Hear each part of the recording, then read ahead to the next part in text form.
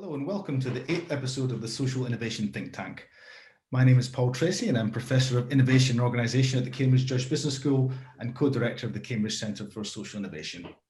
We have here as well my co-host Neil Stott, who is also Co-Director of the Cambridge Centre for Social Innovation and leads the Master's Programme in Social Innovation that we run. So I'm really pleased to welcome today's guest, who is Dr. Bronwen Everill. Let me briefly introduce her.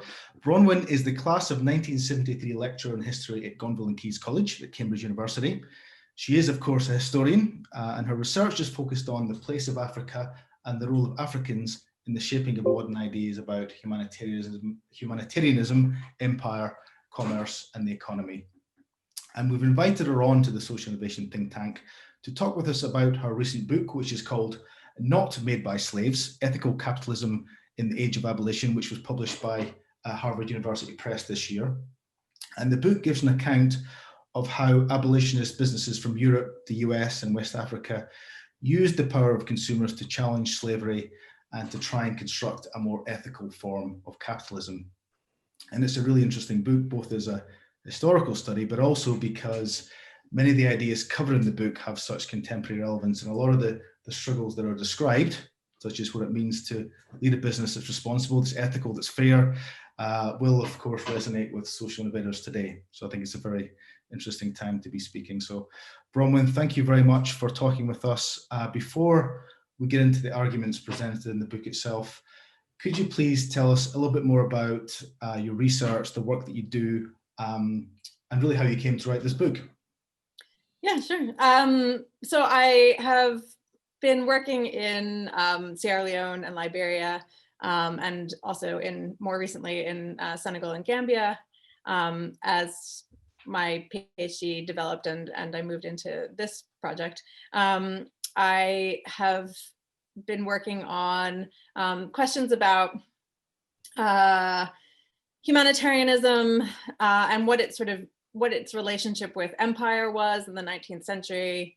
I was interested in Sierra Leone and Liberia because they were sites of settlement for former slaves from both the British Empire and from the US. And I was just interested in sort of the interactions between these sort of humanitarian projects with their anti-slavery goals and the sort of expansion of empires in West Africa. And so that was sort of where my PhD came out of and my first book. And then I moved into my second book sort of from a particular case study within that first book of a company called Macaulay and Babington, which was run by an abolitionist in Britain who had been a governor of Sierra Leone.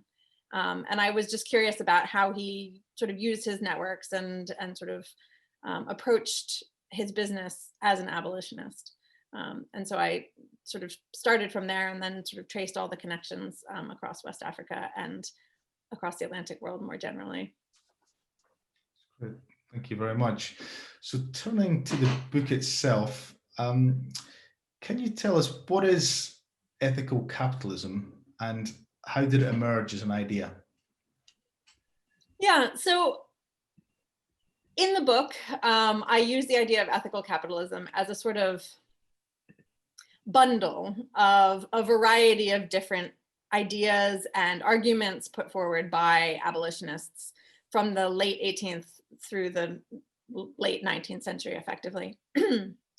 So there's never a sort of, here are the principles of ethical capitalism. They don't really lay it out in those ways. But over the course of that 100-year period, they're constantly writing, to their friends in parliament. They're writing books to try to persuade consumers. They're creating sort of ethical brands, and they're founding newspapers and things to sort of get people on board.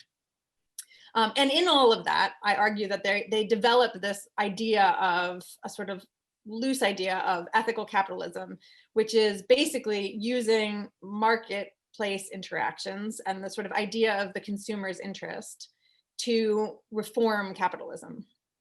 So they take Adam Smith and they say, well, the whole purpose of the supply chain is to satisfy consumer demand.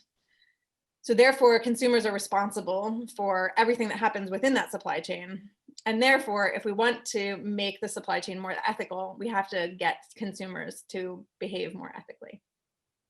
And so they formulate this idea over time, and sort of with, I mean, it's different people as the century goes on, sort of reiterating these ideas and sort of reshaping them to the current issues. So at the beginning of the period, they're concerned about the slave trade.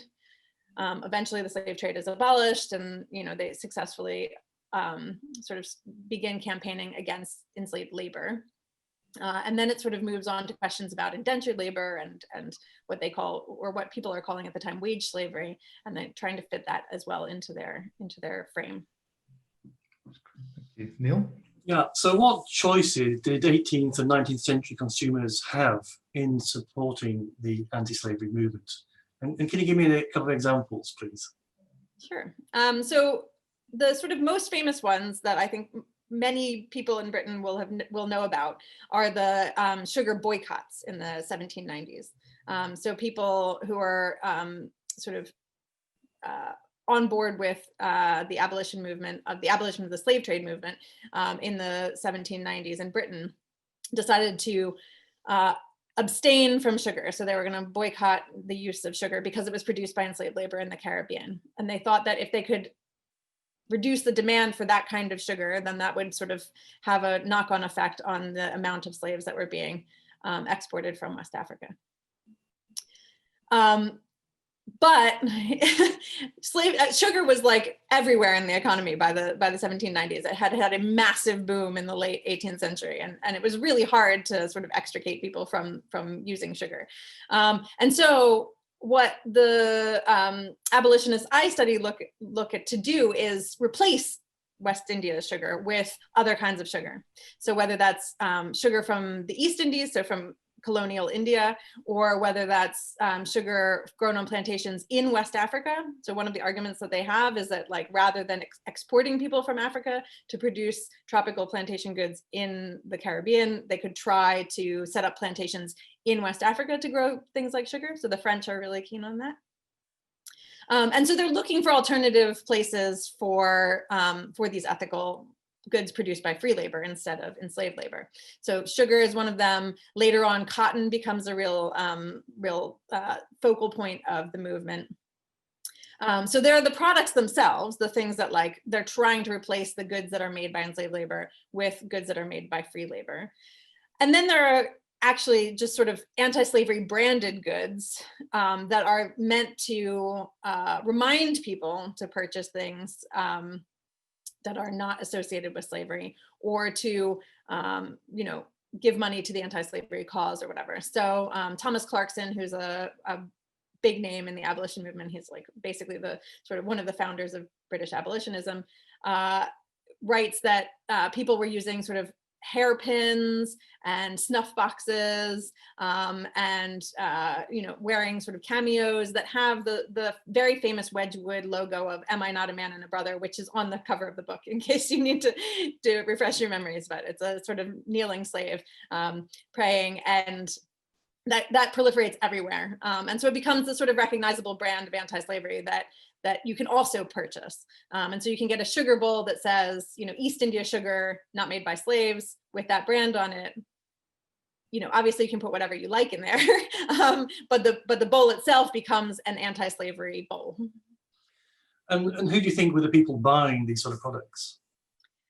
Yeah, so I try to look a little bit into that in the book, and I think one of the things that's interesting and has a sort of parallel to modern ethical consumption is that it's a very middle class market.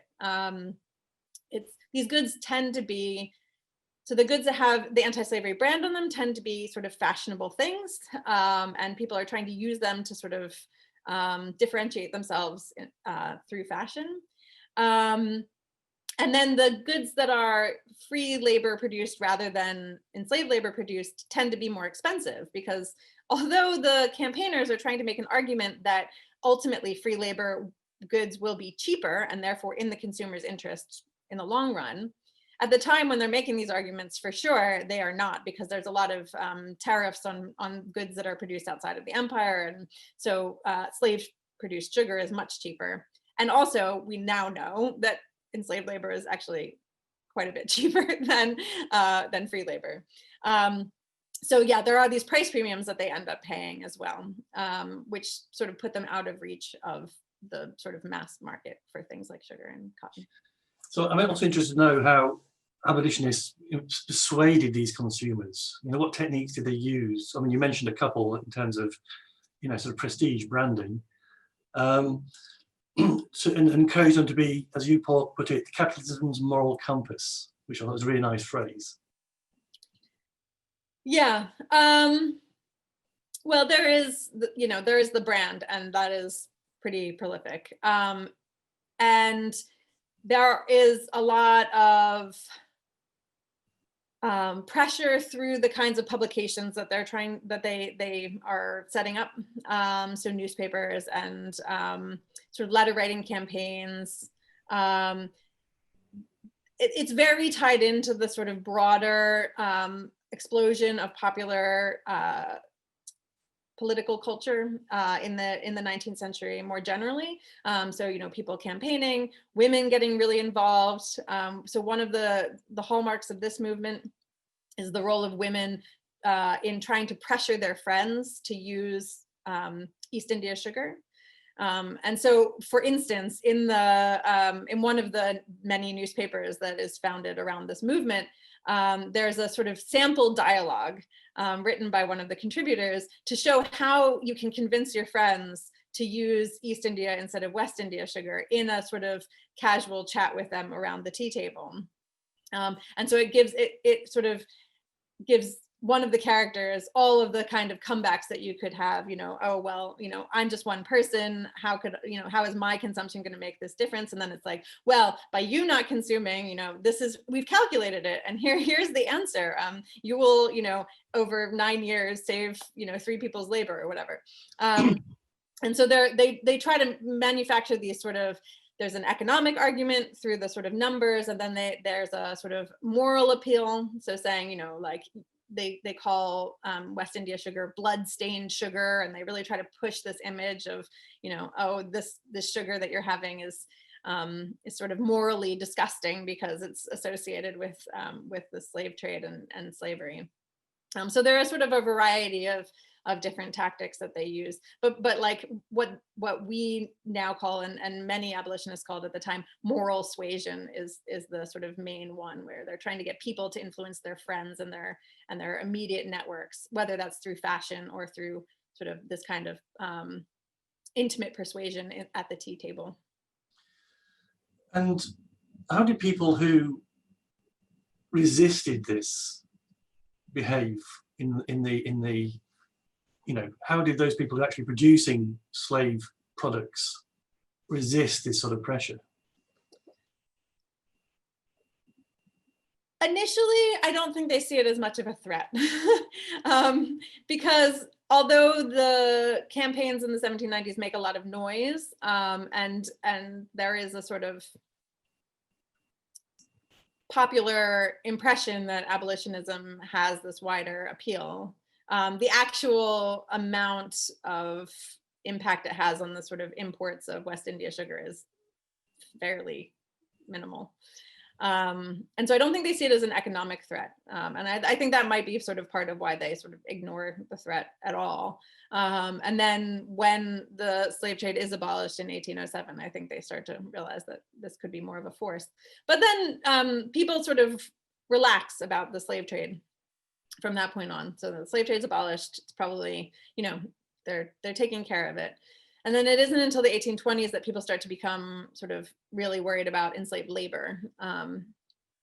And at that point, there is a big pushback from the West India planters. And they mostly respond by pointing to the economic interest of the abolitionist businesses in promoting things like East India sugar.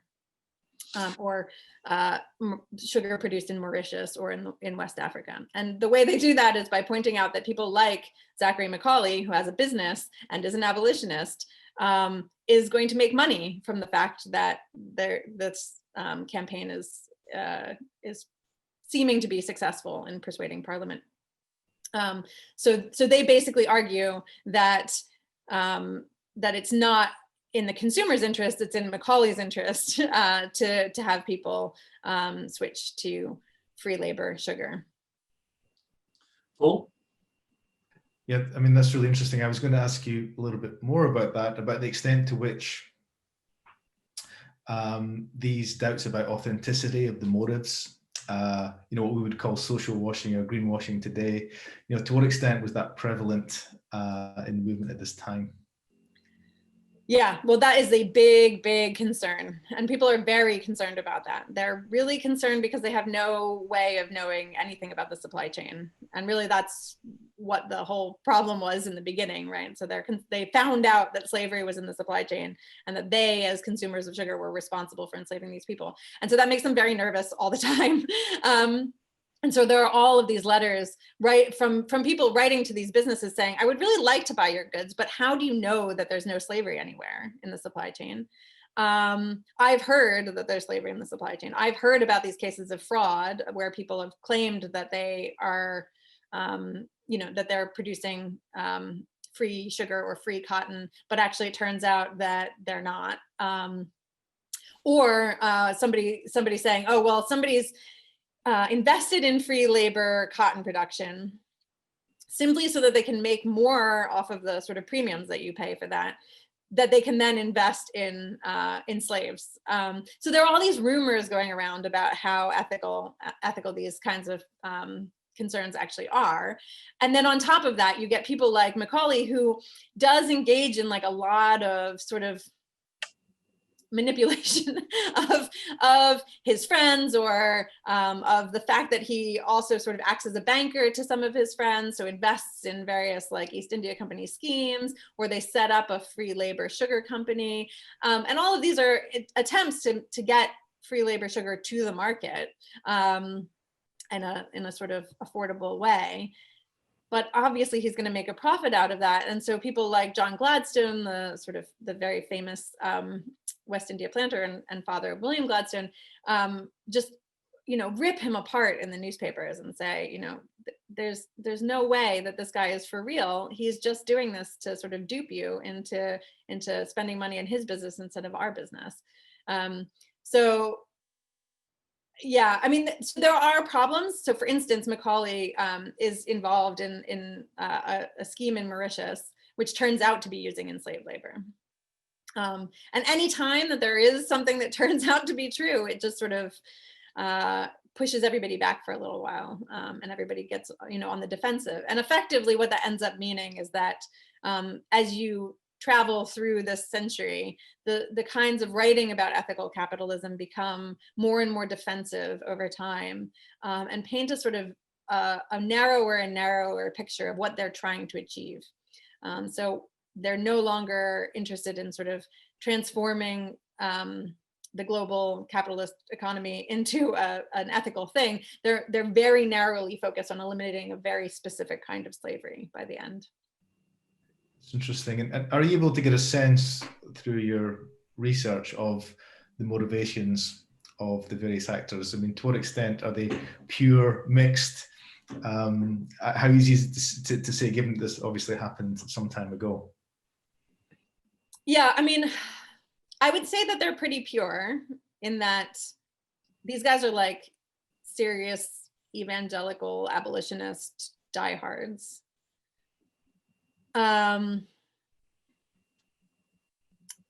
But they certainly are also willing and able to make a profit. And I think that's sort of where it gets complicated, is that they really want to prove that you can make a profit doing good. And then they then get sort of tripped up when the various people along the way who are who see who see that they're profiting from them, think that that's well, they're doing it in their own interest, or they must be exploiting me if they're making that much profit. And so or there are various agency problems on the ground in West Africa that sort of are complicated and sort of raise controversy as well. So Macaulay, is very willing to drive a very hard bargain in West Africa. And the sort of purpose of his business in West Africa is to, on the one hand, shift West African producers away from the slave trade towards other kinds of products. But on the other hand, it's to demonstrate then that those products are sort of competitive in Britain. So he has to convince one set of people that it's in their interest, and then also convince their customers that it's also in their interest. And in the middle, he has to somehow make a profit. And so eventually he ends up doing that by sort of driving down the prices that West Africans are getting for their goods, and sort of and engaging in questionable business practices in West Africa. But he thinks it's for the greater good of, of eventually eliminating slavery. So it's complicated. And it's because it mirrors exactly the sort of conversation we would have in our MBA class when we teach about the concept of shared value. Michael Porter, this famous business school professor, offers these tensions that emerge when a business also has to make profit at the same time as trying to make social change. So where do you make the compromises when they have to be made? So these issues, it seems to me, are exactly the same. Would you agree with that, Neil? I would. I was just thinking, the history of the co-op movement in the UK and its battle with, in the 20s around with big companies like Lever Brothers, who you mentioned. The community development corporations set up in sort of urban areas in the US, like Bedford-Stuyvesant, were seen as a threat to the private sector after a while. And even in the social enterprise movement, we're still on the up. There's still a little tingle of resistance to making a profit or questioning their values. You have to be more clear and explicit and careful with your values than any other business, in my opinion. Just coming back a second to the idea, I think, you talk about in your book, which is the idea of legitimate commerce, okay, which I think you've been describing. Could you just clarify what it was in people's minds and how they operationalized it, please? Yeah, so legitimate commerce is the sort of the African side of the supply chain. So it's an attempt to fix the problem of the slave trade on the supply side. Abolition is supposed to deal with the sort of demand side vaguely, right? So you can't have it anymore. But obviously, the sort of whole system of the slave trade for the 17th, 18th centuries has geared up all these African economies to produce for Western markets, and they need the things that they're getting in exchange for producing slaves. So the idea of legitimate commerce is to give them something else, to get something else from the slaves instead of slaves for the various goods that they're exporting there. So to sort of minimize the disruption of the abolition of the slave trade to West African economies. And so they look for all kinds of goods. They try a variety of things over time. Ivory had been a big export to begin with, so they continue to export that. There are various dye woods that they look to, but by the sort of, and gum comes from the sort of Senegal region and is important for industrial processes that are developing in Europe. But by the sort of 1840s, 50s, you see a turn towards the production of palm oil and groundnuts, peanuts, which become really massive exports and do ultimately sort of replace the slave trade in scale and wealth creation. But the tricky bit about legitimate commerce is that those intervening years where they haven't yet figured out what is the thing that's going to replace it. And there's a question about I think it's interesting that there is a sort of question in their mind that, or there's no question in their mind that they're going to replace it with something, that like a massive monocultural export is going to be the answer eventually. They just have to figure out which one it is. And the sort of idea is that they'll be able to sort of keep stability of trading partnerships and stability of political relationships across West Africa by sort of seamlessly transitioning. And the way they do that, and I talk about this a little bit in the book, is by extending a lot of credit into the market so that there's sort of, you know, liquidity in the system to ensure that they can experiment with a bunch of different stuff. And that's basically successful by the 1840s. Again, that resonates with debates around social impact finance and you know, at the moment. So as capitalists attempted to balance morality and business, you've hinted at this already, what were the unintended consequences? When you're trying to do good, there tends to be unintended consequences. What were they in this case? Yeah, I mean, there are a lot for West Africa. And there are some elsewhere as well. Because they're interested in shifting away from the slave trade and towards some other form of trade, there's a lot of negotiation about what that's going to look like in West Africa. And one of the things they have to take into account is that there are a lot of places in West Africa that are also objecting to the Atlantic slave trade at the end of the 18th and beginning of the 19th century. And so they have to think about what kinds of goods could be considered moral replacements for the slave trade. So it's not just sort of, you know, you don't trade slaves anymore, but anything else is fair game. There are sort of also other ethical rules that have to come into play. And so one of the chapters of the book discusses the sort of expansion of the gun trade and the questions that abolitionists have about, you know, about the morality of trading guns. And those sort of effects of a continued and expanded gun trade, basically in order to provide people with the goods that they'd become used to in exchanging slaves, and allow them to trade legitimate goods for guns instead, in order to protect themselves against slave raiders, for instance. And this sort of becomes a question mark about the ethics of trade in that way. But then there are other things like the extension of credit that I was talking about. It sort of gets out of control at a certain point, in part because the European trading firms that are extending the credit and are looking for legitimate commerce products are interested in sort of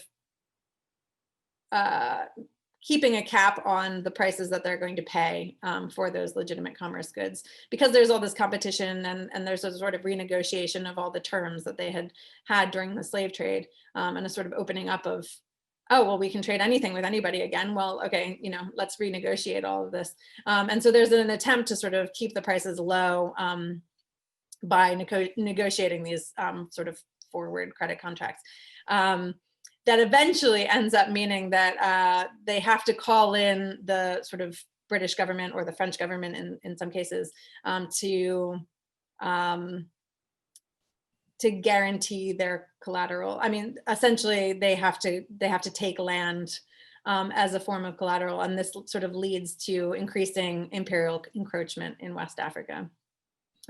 So it has this like pretty negative unintended consequence of sort of forwarding the British and French empires. Yeah, I mean, those are the sort of major like specific business ones. But then I think in the broader realm of how they're thinking about ethical commerce, because they're framing everything in terms of the consumer's interest and how to convince consumers to participate in this. There's this constant drive to get prices lower for consumers so that they can compete with enslaved labor goods, which ultimately, I think, you know, it's related to the credit question in West Africa, but it also ends up tying into sort of ideas of nationalism in the American and French economies, where people are sort of saying, well, you know, if we're going to be buying these free labor goods instead of enslaved labor goods, then why don't we buy them from our people?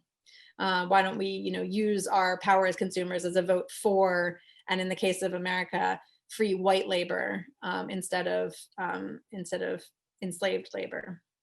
And so the unintended consequence of, what starts out as a campaign for improving the labor conditions of these enslaved producers becomes really most persuasive and gets the sort of most people on board as a project when they shift their argument to being about consumers supporting people who look like them.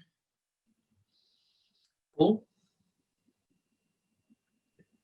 So I think it's in the book you talk about the importance of avoiding a dependence frame, and the idea that this is just about white people saving African people, and of course in the contemporary social entrepreneurship movement we see some of that as well. Could you say a little bit more about the role of West African producers in this movement as well, because that's an important part of your argument, I think. Yeah, I mean, I think what really struck me when I started out on this project was seeing West African states, and there are sort of a variety of rebellions and revolutions across this period in West Africa, and seeing that some of them embrace the idea of boycotting the Atlantic slave trade because it's sort of contrary to their values, I think was really sort of something that I wanted to get across in the book. What's interesting then from that point is the ways that different states in West Africa think to sort of repurpose enslaved labor. So if they're not exporting it, then they're going to keep it. Are they going to use it to produce these things like palm oil or ground nuts? Are they going to use it, to set up like cotton plantations in northern Nigeria and that kind of thing?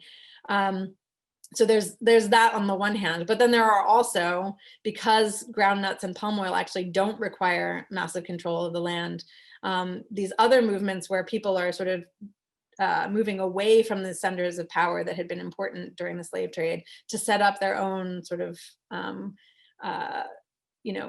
ground nut production, or to sort of indent themselves to major ground nut producers with this sort of like tenant farmer kind of relationship, or the kinds of relationships that you see elsewhere developing later in the 19th century, like in cotton production in the US South after emancipation, where it's a little bit more complicated than slavery. And so it's there's a sort of move from places that had been involved in the slave trade, like Futa Jalan, away towards these groundnut producing regions.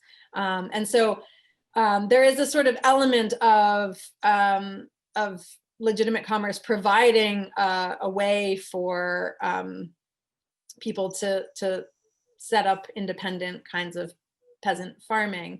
And what I say in the book is that there's this contradiction, because the people who are interested in legitimate commerce are interested in preserving the power of their original trading partners in a lot of cases. And in looking for that like massive monocultural export that's going to make them rich and the country rich, and it'll be good for whoever, it'll be good for the people in Futa Jalan, the people who rule Futa Jalan.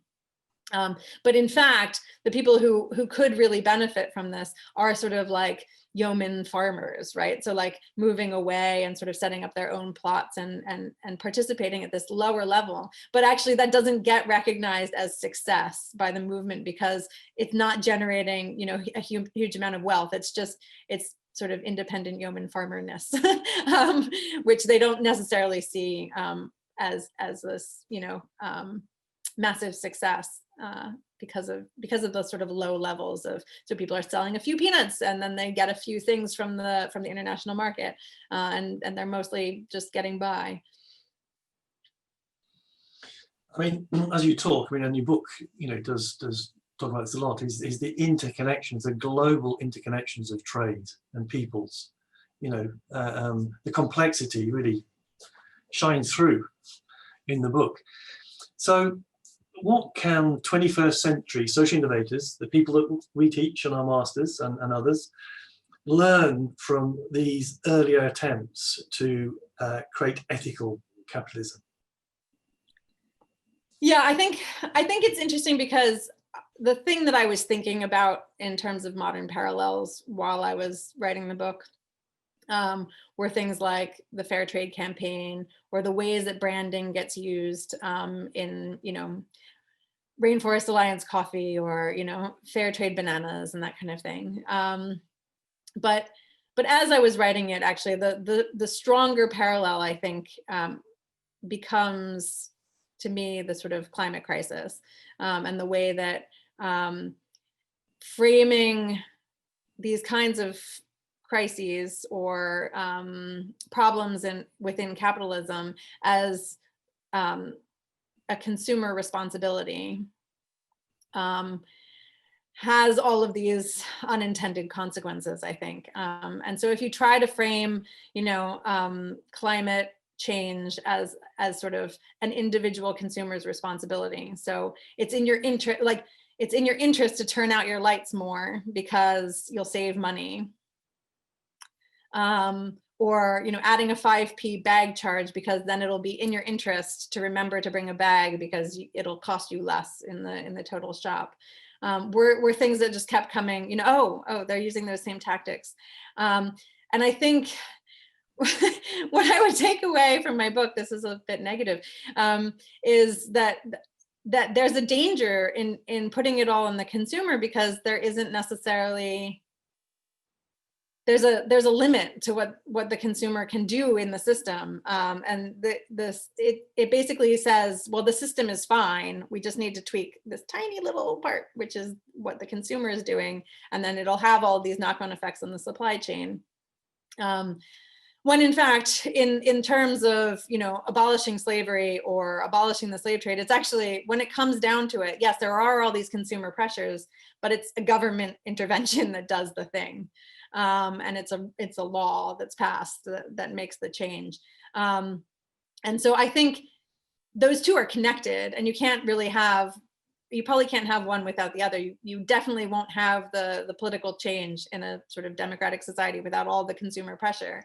But I think putting it all on the consumer to say, you will make these changes and that will solve everything, I think doesn't necessarily, it won't necessarily, if you read back into the 19th century, it won't necessarily have the sort of effects that we might think it does. And what tended to happen in the 19th century is that anytime that it fell down onto the consumer, then ultimately that argument became far too dominant, and sort of moved the argument away from the moral problem to a consumer problem.